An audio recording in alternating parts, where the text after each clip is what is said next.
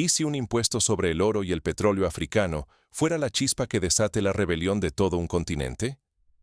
Un memorando confidencial de la OTAN, filtrado y firmado con urgencia, ha sacudido a África como un terremoto. En él, una orden tajante: imponer aranceles de entre 20 y 30% sobre el petróleo, el oro y los minerales esenciales del continente. No fue una idea surgida en despachos anónimos. Fue una exigencia directa del presidente Donald Trump, ejecutada con precisión desde Bruselas.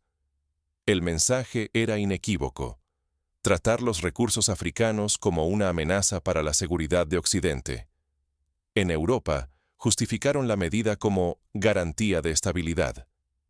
Pero en África, ese lenguaje tenía otro rostro: cadenas disfrazadas de impuestos. Cada barril, cada gramo de oro, sería penalizado como si África hubiera cometido un crimen. La noticia corrió como pólvora. Los mercados temblaron y la rabia estalló en las calles y los palacios presidenciales. En Ouagadougou, el presidente Ibrahim Traoré alzó el documento y sentenció palabras que cruzaron fronteras. Pueden disfrazar las cadenas de impuestos, pero una cadena sigue siendo una cadena. El golpe era demoledor.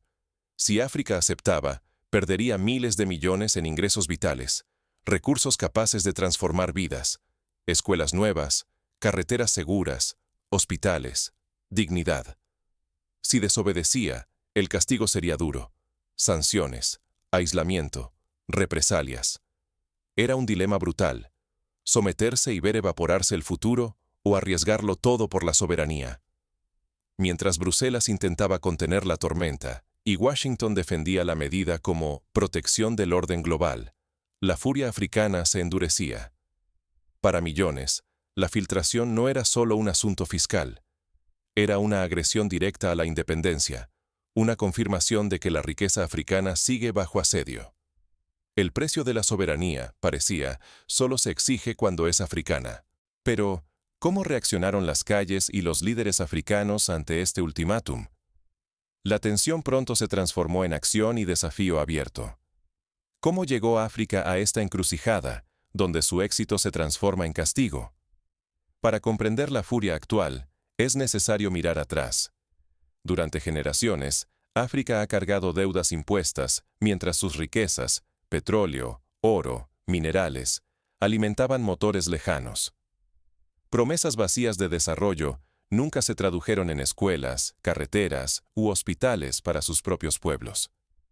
Si miramos la historia, veremos que no es la primera vez que los recursos africanos son vistos como botín. Durante la colonización europea, potencias como Gran Bretaña, Francia o Bélgica saquearon sistemáticamente minerales y energía. El Congo, bajo dominio belga, perdió millones de vidas mientras el caucho y el cobre financiaban el lujo europeo. Décadas más tarde, la dependencia colonial se transformó en dependencia económica: deudas impagables, contratos desiguales, tratados que siempre favorecían a bancos extranjeros. Ahora, una filtración sacude al continente. Un memorando confidencial de la OTAN revela la orden de imponer aranceles de hasta un 30% sobre el petróleo y el oro africanos. Occidente argumenta que es por la estabilidad de los mercados, pero el trasfondo es más oscuro. Tienen miedo de la independencia energética africana y del peligro que eso supone para sus economías. El documento lo deja claro: la libertad de África para negociar sus recursos es percibida como una amenaza estructural. Esta medida no es un simple tecnicismo comercial. En África, se recibió como una declaración de guerra económica. Mientras en Washington y Bruselas hablan de proteger mercados, en Ouagadougou y Lagos suena a castigo por buscar autonomía. La reacción global fue instantánea. Los precios del petróleo y el oro se dispararon, las bolsas se tambalearon, y los medios europeos advirtieron que los consumidores lo pagarían caro. En las calles africanas, la indignación creció. Una vez más, el bienestar africano era sacrificado para blindar intereses ajenos. Pensemos en el impacto concreto. Si Ghana, uno de los mayores productores de oro, pierde un 30% de sus ingresos, eso significa menos becas para estudiantes, menos vacunas y menos inversiones en infraestructuras básicas. En Nigeria, el principal exportador de petróleo del África subsahariana, un arancel de esa magnitud se traduce en hospitales sin medicinas, escuelas sin pupitres, carreteras sin asfaltar. Son consecuencias reales y diarias. De pronto, África fue señalada como culpable de la crisis global, acusada de desestabilizar mercados solo por aspirar a prosperar. Pero lo que está en juego es mucho más que cifras bursátiles. La legitimidad de los líderes africanos pende de un hilo, y el futuro económico del continente se decide en estos días. Si aceptan los aranceles, condenarán a sus pueblos a otro ciclo de dependencia y pérdida. Sin embargo, el verdadero pulso no se libra en los mercados, sino en los despachos de las capitales africanas. Allí, los líderes enfrentan una decisión: obedecer, rendirse o desafiar. ¿Será esta la chispa que encienda una unidad africana real o una nueva fractura? Mientras la presión internacional aumenta, los líderes africanos convocan una reunión de emergencia. Los ojos del mundo están puestos en su respuesta. Cuando las cadenas se disfrazan de impuestos, ¿quién se atreve a romperlas? La filtración de un memorando secreto de la OTAN sacude el continente. Bruselas y Washington exigen nuevos aranceles de hasta un 30% sobre el petróleo y el oro africanos. Para las grandes potencias, se trata de un mero ajuste económico. Para Burkina Faso, es una declaración de guerra encubierta. En Ouagadougou, Ibrahim Traoré reacciona sin dudar. Convoca a una cumbre urgente de la Alianza Energética Africana. La mesa tiembla ante la pregunta clave: ¿ceder, aceptando el tributo disfrazado de ley, o desafiar al sistema global? Traoré sostiene el memorando con firmeza. Propone un movimiento audaz: suspender todas las exportaciones de petróleo y oro hacia los países de la OTAN. Redirigir los recursos hacia Asia, América Latina y naciones africanas hermanas. Además, insta a crear un fondo de soberanía africano, un escudo financiero ante futuras amenazas externas. El aire se corta con cuchillo. Los riesgos flotan en la sala: sanciones, congelamiento de fondos, sabotajes políticos. Si provocamos a Occidente, podríamos perderlo todo, advierte un ministro. Pero la indignación supera al miedo. Las redes sociales hierven. Jóvenes y líderes regionales ven en la decisión de Traoré la oportunidad de romper el ciclo de dependencia. ¿Para qué sirve la estabilidad si está construida sobre la miseria? Resuena en las calles. El precio de la dignidad puede ser devastador. Crisis económicas, aislamiento, campañas mediáticas de desprestigio. Sin embargo, el costo de la sumisión es aún peor. Pobreza perpetua, saqueo de recursos, historia dictada por otros. La sala se llena de murmullos. Por primera vez en años, África no solo reacciona, toma la iniciativa. La resistencia deja de ser un acto solitario y se vuelve contagiosa, propagándose de capital en capital. Fuera, la noticia enciende a la población. Marchas espontáneas recorren avenidas polvorientas. Políticos antes prudentes comienzan a hablar de unidad y resiliencia. Occidente observa, endurece su tono, amenaza con represalias aún mayores. La decisión de Burkina Faso puede desatar una tormenta, pero también puede marcar el inicio de una era donde la independencia africana la escriben los propios africanos. Mientras el continente contiene el aliento, las primeras consecuencias comienzan a sentirse. La respuesta de la OTAN no se hace esperar. Las sanciones no doblegaron a Burkina Faso, más bien, lo transformaron en un símbolo de resistencia para todo el continente africano. Apenas se filtró el memorando de la OTAN, las represalias de Occidente fueron inmediatas. Llegaron sanciones financieras, bloqueos a las cuentas estatales y la suspensión total de la cooperación internacional. Los medios en Europa y Norteamérica retrataban a Traoré como un caudillo temerario, casi villanesco, al que culpaban de haber provocado una crisis global. El ataque económico se convirtió en ofensiva mediática. Editoriales, expertos y noticieros repetían el mismo mantra. Traoré era una amenaza al orden, y Burkina Faso, el ejemplo de lo que sucede cuando África rompe las reglas. Sin embargo, la percepción en el continente era radicalmente distinta. Cada noticia incendiaba la indignación. Imágenes de multitudes ondeando banderas y coreando lemas de resistencia se volvieron virales desde Dakar hasta Kampala. Lo que había empezado como presión externa se transformó rápidamente en una ola de solidaridad panafricana. Universitarios, trabajadores y jóvenes activistas adoptaron la causa de Burkina Faso como propia. El hashtag "No somos esclavos" se multiplicó en redes sociales.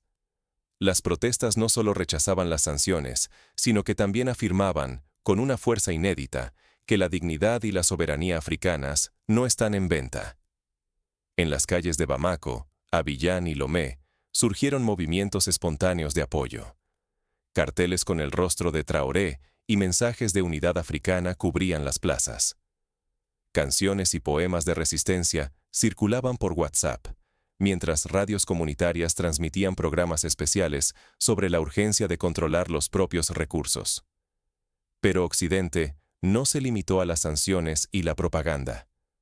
Bajo la superficie, intentó dividir a la región, ofreció ayudas secretas, presionó a gobiernos vecinos y lanzó propuestas tentadoras a líderes dispuestos a romper la unidad. Sin embargo, cada maniobra encubierta se filtraba y solo alimentaba la desconfianza y el rechazo. El efecto fue inesperado. En vez de aislar a Traoré, los ataques lo convirtieron en referente. Incluso gobiernos tradicionalmente alineados con Occidente se vieron forzados a levantar la voz. Organizaciones estudiantiles y sindicatos proclamaron días de solidaridad y convocaron boicots contra productos europeos. La juventud africana, históricamente dividida por fronteras heredadas, descubría ahora una narrativa común. Las sanciones, lejos de debilitar la causa, la fortalecieron. El precio de defender la soberanía era alto. Hospitales con estantes vacíos, universidades recortadas, carreteras bloqueadas. Pero el mensaje era claro. Rendirse equivalía a aceptar un futuro dictado desde fuera. Resistir implicaba arriesgarlo todo para conquistar la autosuficiencia, incluso bajo la presión más feroz. A medida que arreciaba la tormenta de sanciones, la resiliencia africana se multiplicaba. Burkina Faso, que debía servir de ejemplo de castigo, se convirtió en el emblema del renacimiento continental. La pregunta ya no era si resistir, sino cómo transformar la crisis en una oportunidad de reconstrucción y unión. Pero incluso mientras el continente se unía, una nueva amenaza se cernía en las sombras. La verdadera batalla por la soberanía africana apenas comenzaba. De la adversidad surge identidad. ¿Qué puede aprender el mundo de la respuesta africana? Esta crisis ha desnudado la asombrosa capacidad de resistencia y solidaridad colectiva que recorre el continente. Las campañas de boicot, el apoyo mutuo entre comunidades y la creatividad ante la escasez han mantenido el pulso de la economía y el espíritu común, incluso bajo sanciones diseñadas para sofocar cualquier atisbo de autonomía. Cuando el comercio formal se vio bloqueado por tarifas injustas, florecieron redes de trueque, mercados solidarios y cooperativas. El ingenio africano, forjado en la dificultad, transformó la carencia en oportunidad. Para entender la magnitud de la respuesta, basta mirar ejemplos concretos. En Senegal, pequeños agricultores formaron red de abastecimiento local para garantizar alimentos a bajo costo.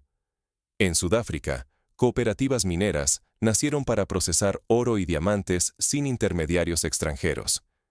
En Kenia, la juventud tecnológica desarrolló aplicaciones móviles para el comercio directo entre regiones, esquivando bloqueos bancarios internacionales. África se negó a aceptar el papel de víctima. Los líderes apostaron por un modelo propio, priorizando recursos nacionales y tejiendo alianzas más allá de los caminos dictados por Occidente. Países enteros invirtieron en energías limpias autóctonas y sellaron acuerdos con Asia y América Latina, desafiando la hegemonía que durante décadas impuso el precio de sus sueños. La autogestión y la cooperación sur-sur pasaron de ser promesas a convertirse en estrategias de supervivencia y avance. Un ejemplo histórico de este tipo de resistencia fue el boicot al apartheid sudafricano. Durante años, cientos de naciones y miles de empresas se negaron a comerciar con el régimen, aislándolo hasta su colapso. Hoy, África aplica la misma lógica. Si la injusticia viene de fuera, la respuesta es la solidaridad interna y la reconfiguración de alianzas. Pero el motor real de este renacimiento es la juventud y la sociedad civil. Son ellas quienes llenan calles y redes sociales, exigiendo respeto y una narrativa en la que África no sea mera fuente de recursos, sino autora de su destino. Desde universidades hasta barrios periféricos, una generación entera recupera autoestima, se organiza y asume el desafío de escribir una historia nueva, sin pedir permiso ni esperar aprobación externa. El ejemplo de la juventud marfileña es ilustrativo. Organizaron foros de debate, jornadas de limpieza y reconstrucción de escuelas, e impulsaron campañas de alfabetización para miles de niños desplazados por la crisis. En Egipto, asociaciones estudiantiles produjeron documentales para mostrar al mundo la realidad africana sin filtros extranjeros. Esta acción colectiva va más allá de la protesta. Es construcción de futuro. La autonomía africana ya no es una utopía, es acción concreta, y su eco resuena más allá de sus fronteras. Cada apuesta por el talento local, cada boicot exitoso, cada alianza inesperada, envía un mensaje claro al resto del sur global. La dependencia no es un destino inevitable. Ahora, la historia del continente se escribe desde adentro, y ese giro inspira a regiones enteras a replantear su relación con los poderes tradicionales.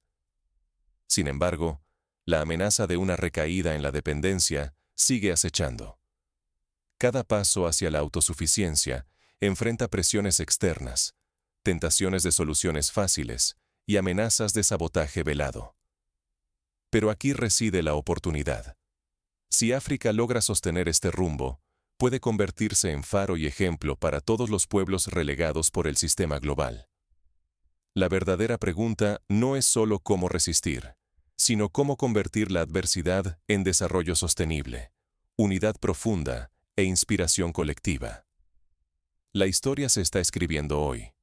Solo queda decidir de qué lado estarás tú. ¿Qué acciones concretas puede tomar el ciudadano africano común? Primero, fortalecer el consumo interno, priorizar productos locales, boicotear importaciones injustas y apoyar ferias de economía solidaria.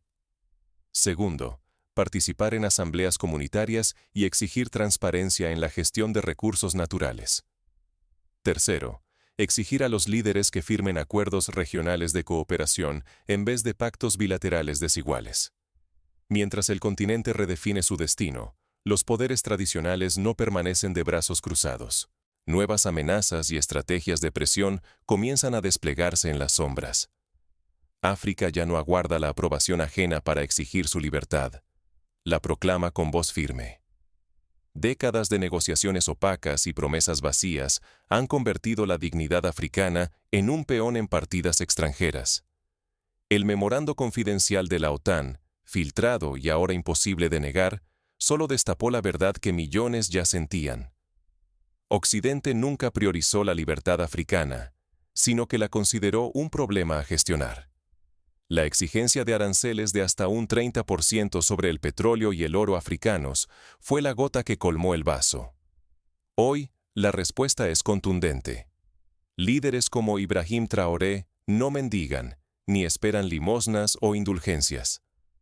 Proclaman que África no volverá a negociar su dignidad en mercados extranjeros, ni permitirá que su destino sea decidido en despachos lejanos.